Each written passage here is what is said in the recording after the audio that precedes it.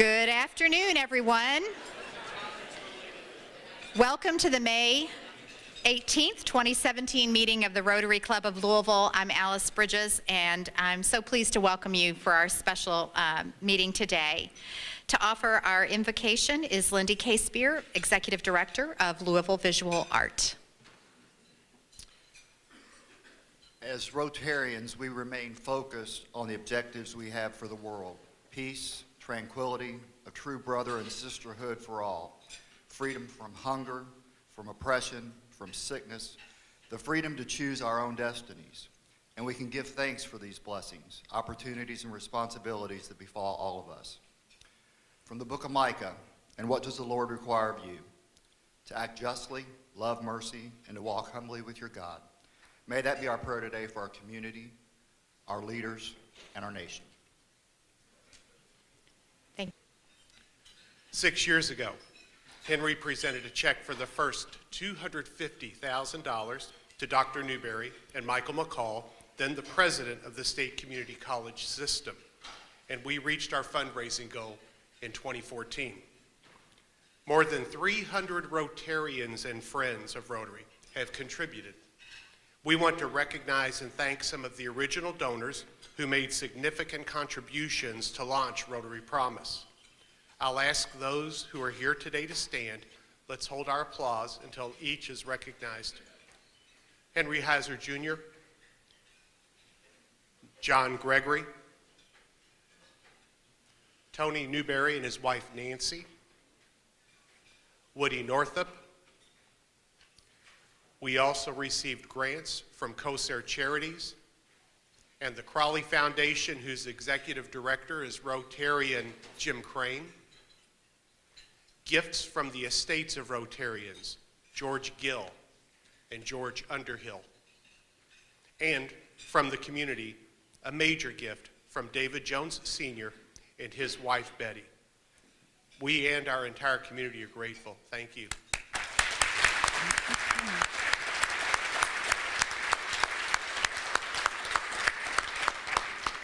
We also want to take a moment to especially recognize and say thank you to our education partners who've been with us from the beginning and their representatives today. So as I call your name, please stand. From Jefferson Community and Technical College, our President, Dr. Ty Handy, who will be our speaker today, Dr. Randy Davis, Dean of General Education and Transfer Studies, Dr. Laura Smith, Dean of Student Affairs and Enrollment Management, Carla Hall, Development Director, Donna Miller, Dean of Extended Campuses and Academic Activities, Jimmy Kidd, Director of Admissions, Jesse Duff, Campus Coordinator, Lucretia Buckner, JCTC Recruiter, Danielle Sims, Director of Multicultural Affairs, Brittany Inge, Senior Research Analyst, Ben Jackie, Director of Marketing and Public Relations, Terry Harper, Executive Assistant to the President, and Don Sheeman, VP of College Advancement and Planning. Thank you, JCTC.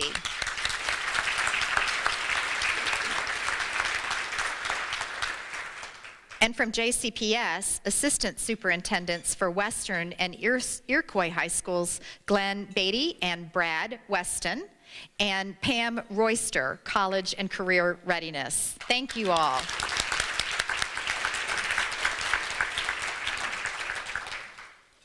Now, 1 year after the announcement of the promise, we received a very pleasant surprise. The University of Louisville and Admissions Director Jenny Sawyer offered an additional incentive, up to $10,000 in scholarships over 2 years for Rotary Promise scholars who graduate from JCTC and continue to U of L for an undergraduate degree. Jenny is here today, along with Counselor Aria Higgins. Would you please stand?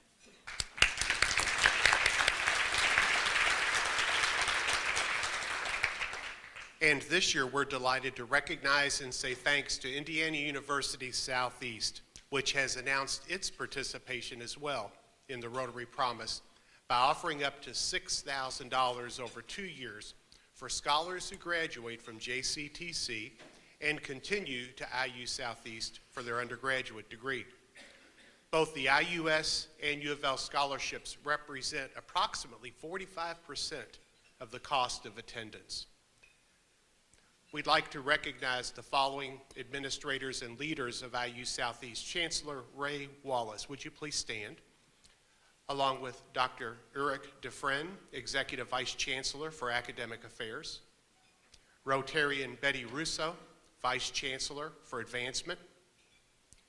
Jason Meriwether, Vice Chancellor, Enrollment Management and Student Affairs. Dana Wavel, Vice Chancellor, Administration and Financial Affairs. And our own Rotarian, Nancy Jo Trafton, who is Director of Marketing and Communications. Thank you.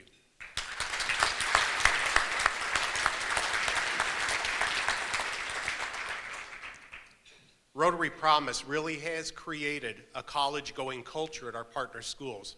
That's evident in the accomplishments of the 11 Rotary Promise Scholars who graduated from Western High School last year and are now enrolled at JCTC. With us today is one of them, special guest Sean Mabson. Sean?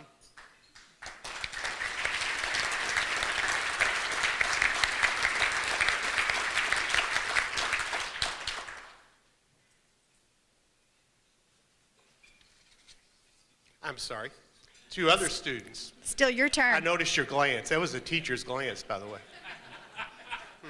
And two students earned enough early college credits at Western High School to enroll directly at the University of Louisville as juniors. Now, that's an achievement worth celebrating.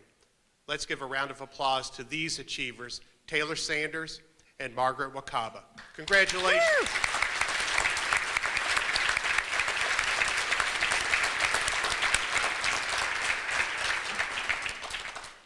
Well, the students from Western and Iroquois are the reason that we're here today, and we're really excited to honor you this afternoon as the students graduating from those schools meeting the requirements for the Rotary Promise Scholarship. Some of these scholars we know are still deciding what their next step is going to be, and whatever they choose, we are confident they'll have a strong foundation and will do very well. At an event just prior to the luncheon today, we had the opportunity to call each student by name and to award them a certificate and the beautiful medallions that you see around their necks and that you hear the tinkling as they move. A Rotary mentor was able to put around their necks. Also, in the programs at your table, you have a list of all of the students that were recognized, and you have that as a keepsake. I am pleased to announce that there were 42 Rotary Promise Scholars in the first graduating class from Iroquois High School.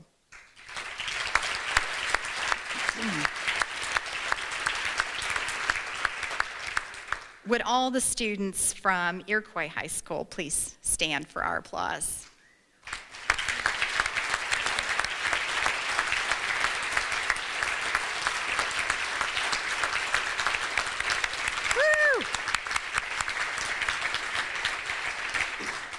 And Clay, we're going to call you back up here.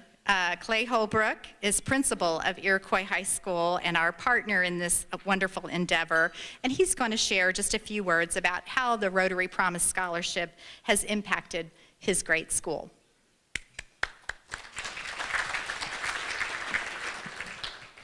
Good evening. Thank you for having us here. I'd like to start off by thanking the mentors. As you saw in the video, we had many males and female mentors to come out to Iroquois High School, and it's enjoyable to see our students when they have smiles on their faces as they're working with these mentors. It's difficult to go through a day in the life of a student at Iroquois High School, and to see that moment of just happiness kind of out of their element, and how excited they are to be able to talk about future plans and about what they plan to do once they get out of high school, because that's the one thing that many of our students have a difficult time grasping. What do I do next? Because they've been programmed to go to school for every year for the past 12 years, so what are the next steps? So it's been a wonderful experience that our students have had the opportunity with the mentors. So I'm heartfelt thanks to all of the mentors that have been coming out working with the Iroquois High School students. I do want to give a personal touch. I promised the student I would not give their names or their identity, But what does the Louisville Rotary Promise Scholarship mean to our students? I had a student, I said, so congratulations, you must be proud, family must be proud, and she had a look on her face, and I said, what's wrong? She goes, well, I'm just relieved. And I said, oh, okay, I'm sure your parents must be relieved. And she goes, no, you don't understand, Mr. Holbrook. I'm relieved. I don't have to make that decision. What decision are you talking about? I don't have to feel guilty. I don't have to feel guilty about taking money or food or things away from my brother and sisters and my mother. Now I know that I've got something that's paid for, and I don't have to worry about making a decision or paying for something and knowing that this money is set aside just for my education. And that's a huge relief and a worry that I've had. So it's very heartfelt. Many of our students are well-deserved, all of our students are well-deserving, but many of them, if you only know the background and where they came from, what a huge opportunity it is for our students to be a recipient of this. So thank you once again for having our students as a recipient of the Louisville Rotary Promise Scholarship.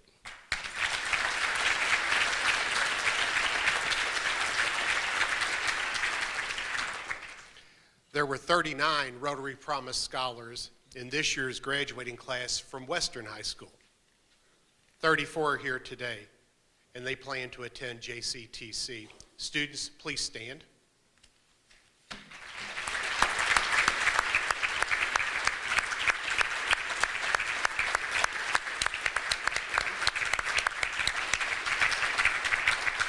Thank you. Michael Newman is the principal of Western High School, and Michael will share the difference that Rotary Promise has made and continues to make at his school.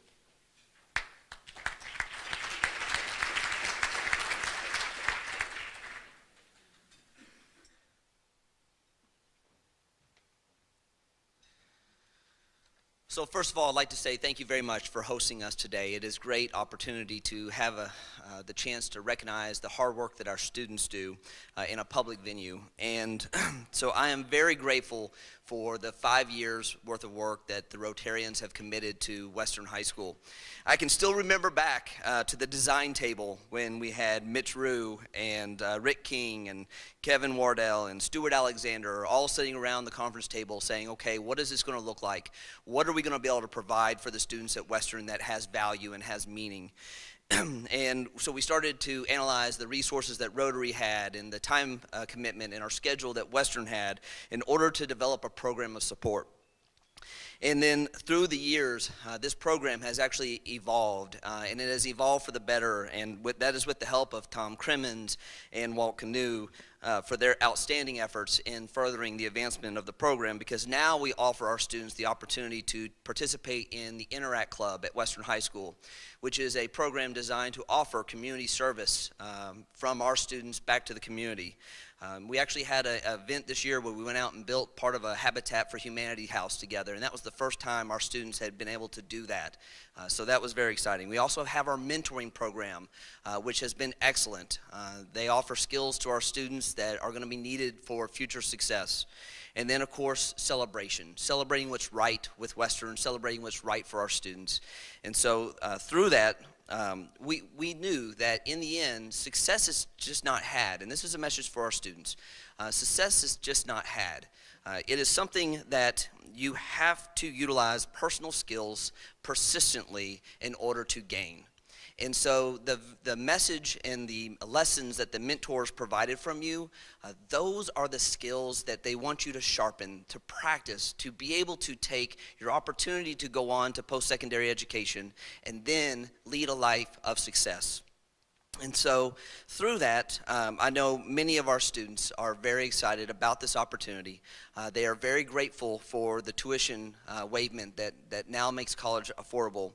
And so with that, I'm also very proud of the 39 students that qualified for the scholarship, and I would like to give them a special one more round of applause from me to you all. You all have done a great job.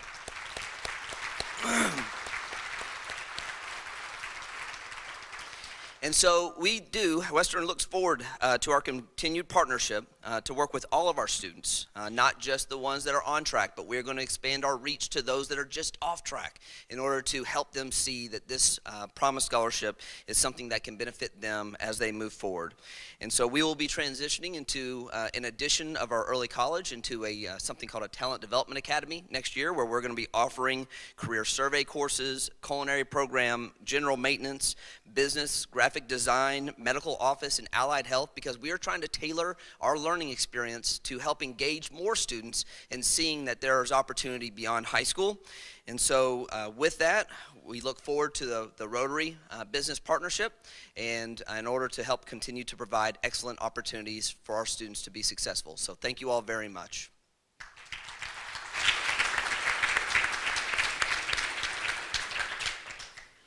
Thank you so much. So I know that students, you can feel the love and the support from the folks in the room, but we want to show you a little bit about what that means and how many people it really takes to come together to make this happen. So I'm going to call some names and ask you to stand and stay standing, and then we'll applaud at the end. So first, the chair of the Rotary Promise Committee, Tom Crimmins.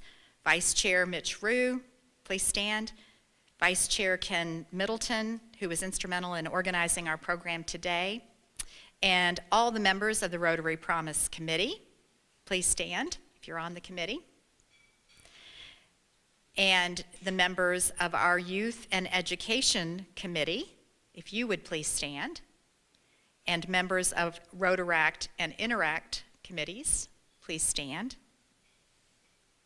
Rotary Promise Vice Chair Walt Kuno, who's been mentioned and has led the mentor program, and everyone who's been a mentor at Western or Iroquois. Would you please stand? Students, you have a lot of Rotarians standing behind you. Let's give them a round of applause.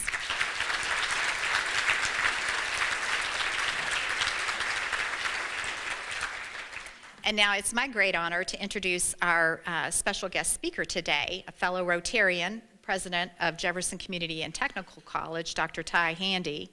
Dr. Handy joined JCTC in January of 2016. Are you interested? Okay. There's something unscripted happening. But he is no stranger to the Louisville area. He's the former chancellor of Ivy Tech State College in Sellersburg, and also served as the academic officer and dean for academic affairs at Elizabethtown Community College during the 1990s. Dr. Handy came to JCTC from Northwest State Community College, where he was president since 2010. And maybe that was you were coming up to talk about the op-ed? No, something else. You may have on your tables an op-ed that Ty wrote that is online at with the Courier Journal today, and I think will be published in print any day, entitled Rotary Fulfilling a Promise. And it calls attention to the great efforts of this club to support students in their success. Let's give a warm round of applause to Dr. Ty Handy. Thanks. Come on down. So let's test the microphone and make sure we're working. We're good. That's great. It's always great when people line up to introduce you. I appreciate that, Kevin. And President Alice, just so you know, I consider myself one of the best presidents this club has never had. Okay? It's good to be here, especially with so many students. We're honoring you today. Congratulations, your hard work is paying off. I don't care where you're going to college, we're proud of you. Some of you are going to Northern Kentucky University, Western Kentucky University, University of Central Florida. You're going to be a Knight. Good deal. We want you back here when you graduate. This community needs you.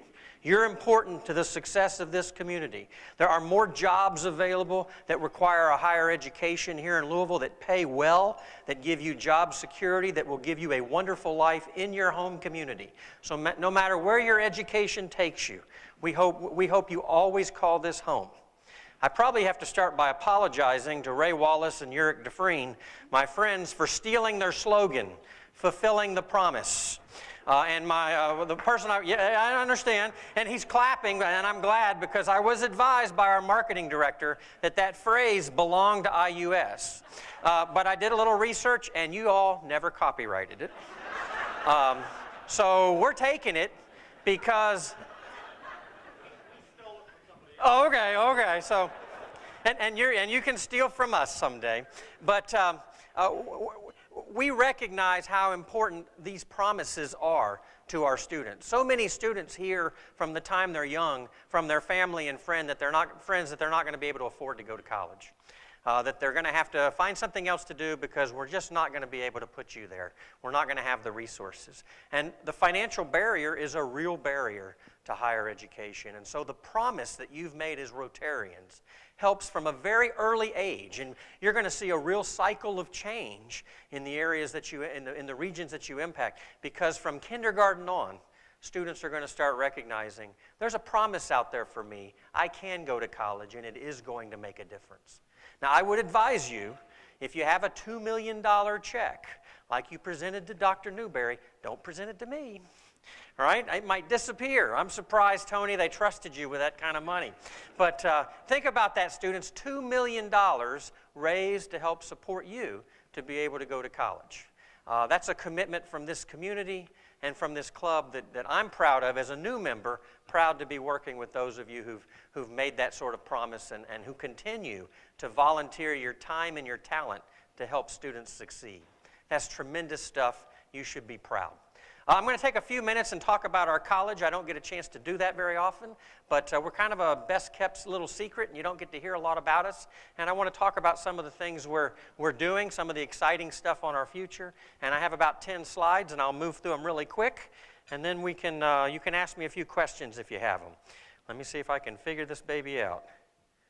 Hey, it works. Whoops, that wasn't what I wanted to see first. Am I going the wrong direction? Yes, I am. Sorry about that. All right, first thing is we're not a small college. We have 12,000 students last fall. Now, we're freshmen and sophomore students. We're a 2-year college. So if you look at the enrollment at, say, U of L or UK, and their freshman, sophomore class, we're about the same size. We have a lot of students, the majority from the 7-county, 8-county region that we serve, and really the majority from Jefferson County. There's a national trend. There's questions being asked, where are all the men in colleges and universities these days? Nationally, the proportion of men, the male-female ratio in college is about 60% female, 40% male today. So we're not quite at that point. We're 55% female, probably because we have a lot of technical programs that a lot of male students are interested in, and so we're not quite at that extreme, but it is a question, a public policy question being asked today, is why aren't men going to college like they used to go to college? When you look at our age, typically a community college, people tend to think of it, well, that's where older students, that's where adult students go to college. That's really not true. Over half our student body is traditionally aged. So between the ages of, what do we have there, 18 and 24, 51% of our student body. So we are the first choice college for a lot of students coming out of high school.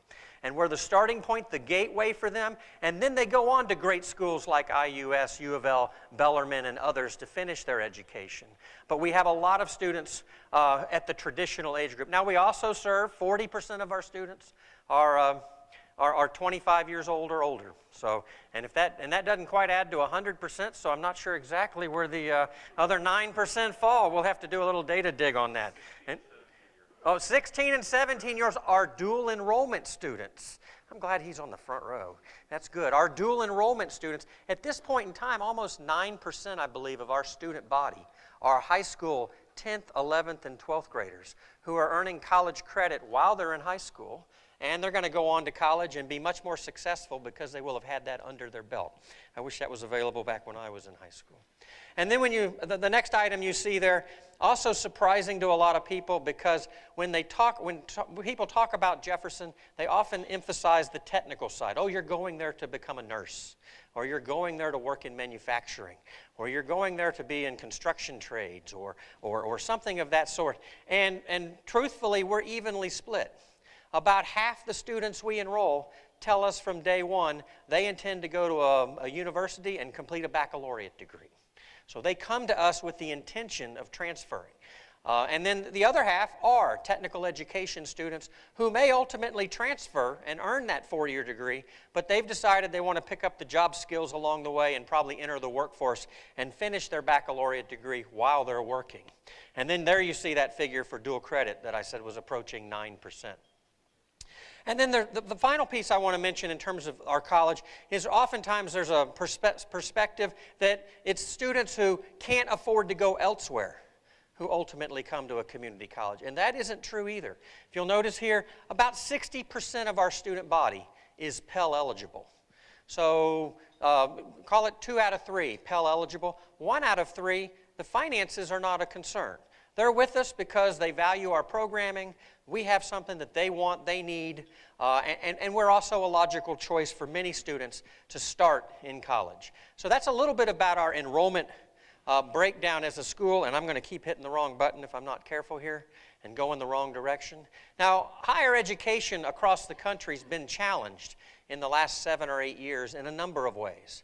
Probably the most serious has been a nationwide enrollment decline. And it's been precipitous at many institutions. Jefferson has not been insulated from this, and other schools in our region have not been insulated from this. And as you can see, if you can see the numbers there, at our peak in 2010, we were just over 15,000 students.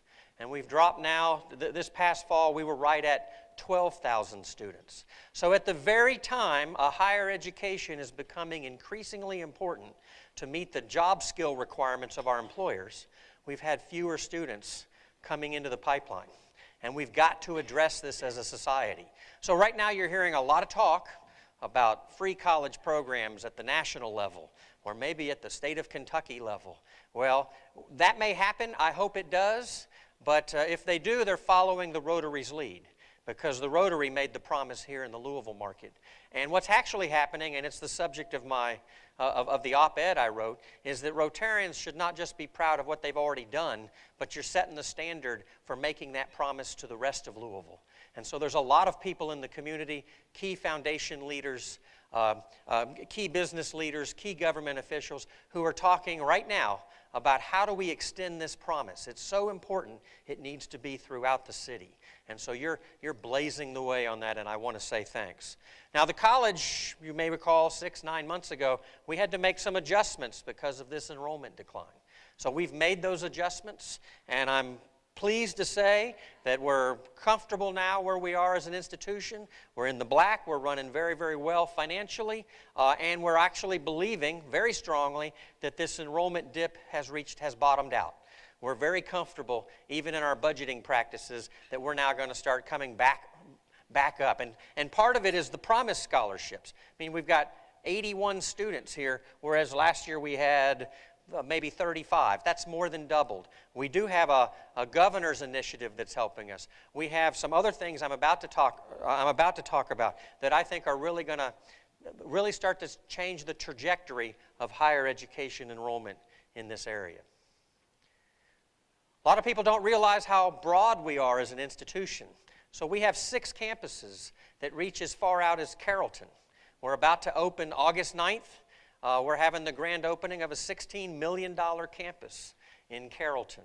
We also have campuses in Shelbyville, in Bullitt, and then 3 here in Louisville. Now the majority of our students, about half of them, 6,000 or so, are enrolled at our downtown campus. So it is the main campus, if you will, but we serve a large area. We send a lot of students to other institutions. In fact, we are the largest sending transfer school in the state of Kentucky. Nobody transfers more students than we do. And you can see our top 2 listed there, U of L and IUS, over the last, and this is the cohort data, so it's a couple years old, but we send about 1,000 students a year to the University of Louisville. And we send about 200 students a year, a little more than 200 students a year to IUS. And so we're an important contributor to the university's success. There is a partnership that we have, and we work out seamless relationships so students can make that transition very easily. And it's very important. If you think about U of L for just a minute, and I'm not, putting words in their mouths or anything like that, but I can say this from my perspective, whereas they might not say it from theirs, they have a real challenge. They're in a situation where they are doing their best to improve their academic standards and their academic reputation as a university. And so they're raising their admission standards every year, getting tougher and tougher to get into U of L. All you have to do is look at their athletic conference and who they compete against and know that Duke is ranked number 8 academically in the country, and Georgia Tech is number 12, and there's North Carolina and Florida State and Syracuse, and you recognize the academic expectations that a U of L is going to have. At the same time, they're the only institution in that grouping that is truly serving an urban mission of being the public institution that serves a metropolitan area. So as they raise their standards, they're challenged to make sure that they're providing an education to Louisvillians while at the same time they're raising their academic quality. Well, Jefferson and our relationship with them through their Ultra program, in which they guarantee students that they can transfer, is an important piece of their mission. And we're pleased that we're able to send them 1,000 students a year as juniors who are able to go get that U of L education. What I'm really pleased about is that when we look at the GPAs of our students who go, it's no different than the students who started at U of L. Our students in their junior year, they are just as successful, and this is true for IUS as well. They're just as successful. For me, it means that a student can transfer, go sit in that classroom, and they don't have to be concerned that somebody's going to know they didn't start at IUS or at U of L. These students fit seamlessly in with those universities, and that's an important piece that we fill. So we transfer a lot of students from our college.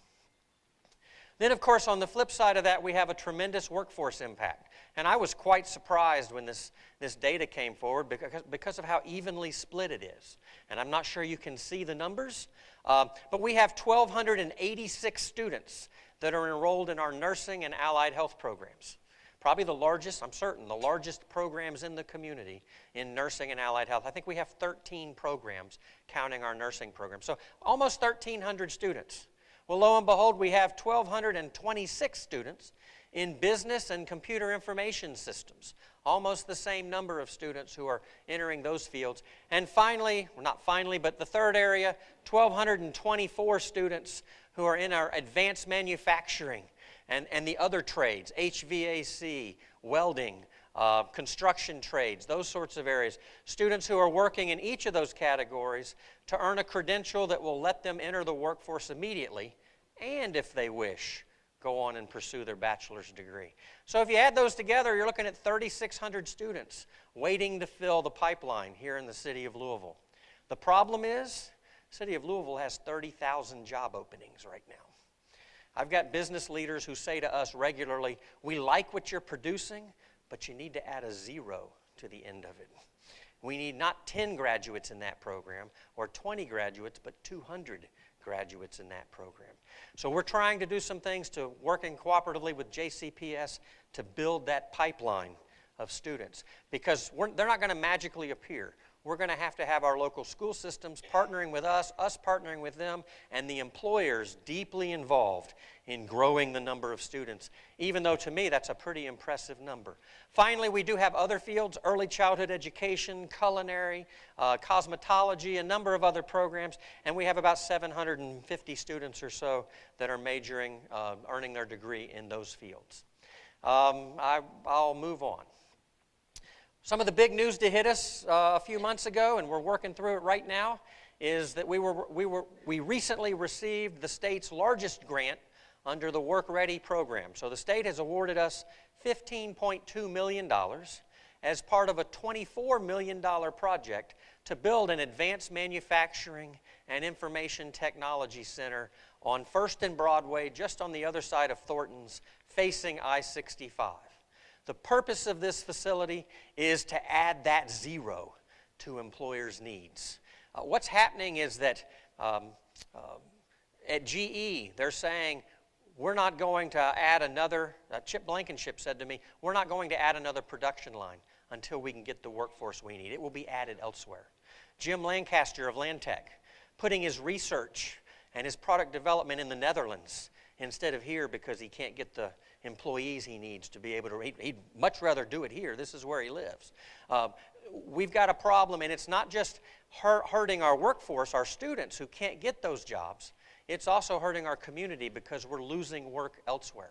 So this building is to help provide students an opportunity to see just how great these careers are and to work with JCPS to build the pipeline for these students to be able to go into these jobs. As a part of this, we're giving, I think it's $600,000 to JCPS to create 5 labs throughout the, some of the high schools. I'm not sure which high schools are getting those labs, but to help create the pipeline and get students ready for these careers. And then we're going to work with their technical education faculty at this location to bring high school students in, to help them understand that these are great careers and to get them in these careers. Students, these careers, starting salary in advanced manufacturing, somewhere between $40,000 and $60,000 a year. You do the work well, and you're going to do a lot better than that very quickly.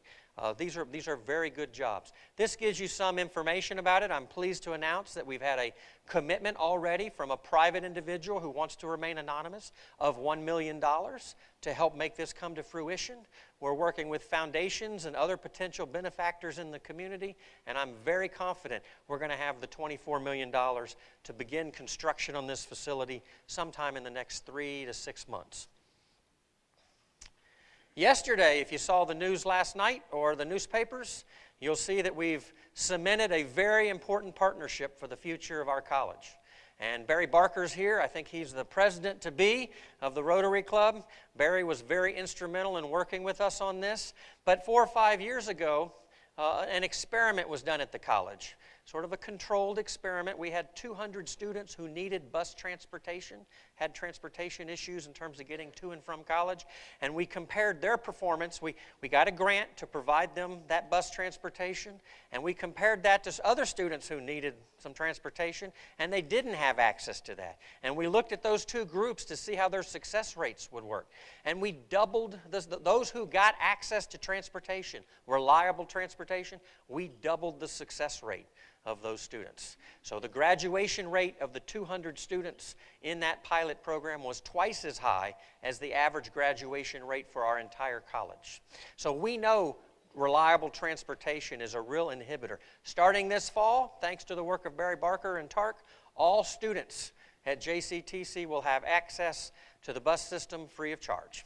So, yes, isn't that tremendous? Isn't that tremendous? I like to think, when I think about this, of that single-parent mom who's just got her kids off to school, and she fishes through her purse to make sure she has bus fare for the day to get to her class at the college, and she discovers she has $3, enough for bus fare or for a gallon of milk because she knows she just ran out at breakfast that morning, and she has to make that tough choice. And she probably makes the right choice. She misses class. Well, we need to stop that. And the community, with partners like Barry Barker and TARC, are helping to step up and provide those wraparound services that get in the way of students being successful. So I want to thank you for that. You hear a lot in the national press about student debt, and student debt is an issue. And students, you should listen to this piece because you want to avoid any unnecessary student debt that you can avoid. Debt means you owe it back. You don't get it. It's not free money. So as you take out student loans, be careful. And I'm pleased to say that at Jefferson, only 1 in 4 students even take out debt. So we have a low enough cost that 3 out of 4 students don't borrow money. And I also like to say to students, there are 2 types of debt: smart debt and not so smart debt. Not so smart debt is that Mustang GT you went and got the loan for when you don't have a real good job to help pay for it. Okay? Smart debt, though, is reasonable amounts of debt that help you get through college so that when you get that high-paying job, yeah, you owe some payments on your debt, but you wouldn't have been able to make it without that student loan. It's okay to do that. The average debt load of students at our college, average annual borrowings last year, $4,200 to go to college. It's not the $50,000 or $100,000 that you hear about in the press when they use those examples. And so if you come out of college with a degree that doubles your earning power, and you owe the equivalent of a small car payment based on your student debt, that's okay. Work with IUS, work with the schools you're going to, keep that debt at a level you can afford. You don't want to come out, though, owing a house payment. That's not what you want to do. And it's important as students that you pay attention to that, okay? Because others may not be looking out at that for you. You need to look out for that. But student debt is a problem nationally. Most of your public institutions, that's not where the problem is. The problem is a lot of times at some of the private schools whose tuition points are so high, you end up borrowing a lot more than you really need to. And oftentimes you can work with them and get that worked out. So be careful about your debt. The tuition savings, by coming to a 2-year college and then transferring, you still get that diploma. You still get that degree that says Indiana University on it, or U of L on it, but you'll save substantial money. It's probably in the neighborhood of $20,000 to $25,000 over the 2-year period. Return on investment for a college education. Students, there is no doubt that your earnings power for completing college will at least double over your lifetime. You'll earn twice as much. And it isn't all about money. The quality of your life will be so much better. A study in 2014 actually said for every dollar spent on going to college, there was a $4.80 return for that. But in terms of your income and your quality of life, nothing can compare to having a college education. In fact, if you think about it another way, during the most recent economic situation we had, 2007 to 2012, the unemployment rate for people who had no college degree was twice as high as for those who had a college degree. So not only do you have better earning prospects, you have a lot more life security. So there's a lot at stake in your success. Work hard, okay? However, I said completers. Completion is critical. Hang in there. Education is as much about endurance as it is about intelligence. I know I made it through. It wasn't intelligence. It's endurance. So hang in there because the rewards are tremendous, but you do need to complete. The students who aren't paying their student debt, the majority of them are students who were not completers. They borrowed the money, and for one reason or another, they didn't finish their education. Now they're really in a hard place. We don't want you in that spot. That's part of why the promise was made. You shouldn't have to borrow much, if anything, because of the promise that's been made to help you. Finally, though, I do need to say Kentucky has had its challenges in higher education. In fact, at the risk of angering some people who may think I work for them, I would say Kentucky has not been fulfilling the promise as a state. Per student funding for Kentucky's public colleges and universities has fallen 32% where it was in 2008. So it's gone the wrong direction. So a lot of people say, tuition has gone outrageous. It's too high. How can you have a 5% tuition increase when the inflation rate's only 3%? Well, because we're not only having to cover the inflation rate, we're offsetting the decreases in state support. So if you're someone who can influence public policy, as I wrap up my conversation today, I want you to think about education as a public versus a private good. Think about that for a minute. We tend to think of higher education, someone earning a degree, as good for them. And it is. It will be good for you as students. But it's also good for our community. It's good for our society. It's good for Louisville. And so what's the right balance between public investment and your private investment in going to college? Historically, it's been about 50-50. 50% of the funding coming from the state through taxes that we all pay and share in the pain, and 50% coming from the individual. Well, that pendulum has changed dramatically in the last decade. And we're at the point where probably about 2 out of every $3 is coming from the student, and only 1 out of every $3 is coming from the state. There's a joke we use in higher education that says if 40% of our support is coming from the state, we're a state-supported institution.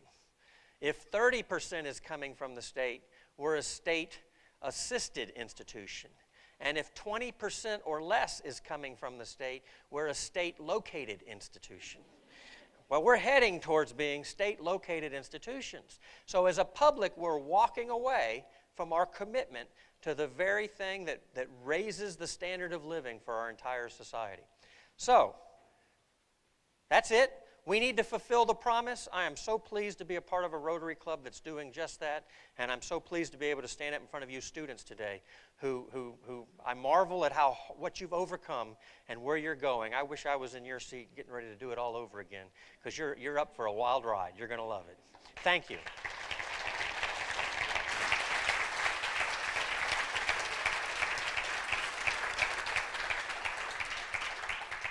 think we have time for a few questions. I want to do a make good and tell Kevin Wardell to come up. If you would, Kevin was instrumental in recruiting Ty to Louisville. Now he doesn't want to come. He gets the blame. And may have an observation or a kickoff question about Ty and his being a participant as an education leader in our community. Sorry about that. No Didn't read the problems. Memo. Throw me a softball, Kevin. Don't- Yeah, no. So if you don't know, Ty, by the way, is a tremendous handyman. Yep. If you go to his home, you have to see the remodeling he's done in his old home in Old Louisville, because it's really quite remarkable. And he's got a very talented wife who's an artist and had a one-woman show in New Albany recently. And so he's been a real great addition to our community.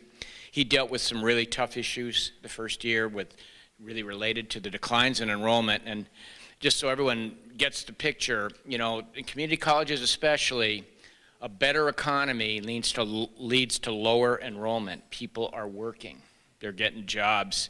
So we really saw a peaking during the recession of enrollment, and the reverse occurred after when the economy really turned vigorous again. And we're hopeful that we stabilize now. But I know for Ty, I've been on the board for over a decade, and I've had the great pleasure of chairing the board during most of Ty's first year. He accomplished remarkable things during the first year in light of those enrollment declines and in bringing the college back into economic stability and enabling us to really focus on the future. So Ty, tell us a little bit about what's going on downtown in terms of Broadway and some of the other developments and the improvements we're going to see in our community. Sure. So part of the transition as we start investing for the future is we're really going to start investing in renovating our downtown campus, and some of that work has already begun. We know that students want to go to a school that they're comfortable in, that they have pride in, and we're starting to make the investments with some signage work we're doing, some street work we're doing, some renovation work in some of the buildings that we're doing. And one of the greatest things about that, too, is we have public individuals who are stepping forward saying they want to help. And so we're going to get that done sooner rather than later and really transition the appearance and feel of the downtown campus. Ty, with the students that are coming, who are here in the room today to JCTC, what resources do you offer? And did I capture that you actually would prefer Jefferson? Are you using Jefferson? We're trying to use Jefferson. We used to be JCC, Yes. and about half the people trip over that and they can't get it out. So we're trying to use Jefferson. Okay, I caught that. Yeah, okay, good. So at Jefferson, what resources do you have to help students be successful, especially in that transition time between their graduation and when they start? So you have, and students, I want to warn you about this, you have what's known in higher education as the summer melt. You're all excited, you're getting out of high school, you get that high school diploma, you got a couple college courses under your belt, and then something happens over the course of the summer, and for some reason it loses its pizzazz, and you don't make it to college in the fall. And the summer melt is a problem at Harvard as much as it's a problem at a community college. It happens everywhere. You want to fight against that. There's nothing that's going to happen in your life this summer that should change your prospects for your future by causing you not to go to college. You need to make sure you hang in there. So we're investing quite a few resources. Other colleges and universities are doing the same thing to try to battle this summer melt program. And so we've developed some very strong orientation programs. We've got some other outreach you'll be hearing from us. The Rotary mentors are going to continue to stay in touch, and you actually have an advantage over many students because we're going to make a focused effort to make sure you keep your eyes on the prize because it is important, and we don't want to lose you to something like how much fun is it to have a June and July off. Yeah, it's fun, but take that June and July off and translate it into 3 or 4 years off, and that's not fun anymore. Okay, so we want you to enjoy your summer, but we want you to be ready for the fall, and we're going to have the resources in place to make sure you're successful. We are adding, for the first time at the college, an office of a multicultural center, a place for students to come, relax, enjoy themselves, hook up with tutors, hook up with advisors, and get some extra attention to help make sure your transition is as smooth as possible. Danielle Sims, I'll make you stand up. She's our newest addition at the college. She comes to us from the University of Tennessee at Chattanooga, a moccasin. So she's here with us now, and she's bringing her expertise and what they did at that institution to what we're going to be doing at Jefferson. Thanks. Wonderful. Well, let's give a round of applause to Ty Handy.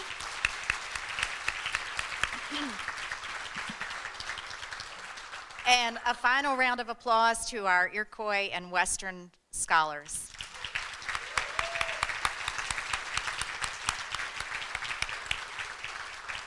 I'd say take those medallions and throw them in the air, but that'd probably be messy. So with that, we are adjourned.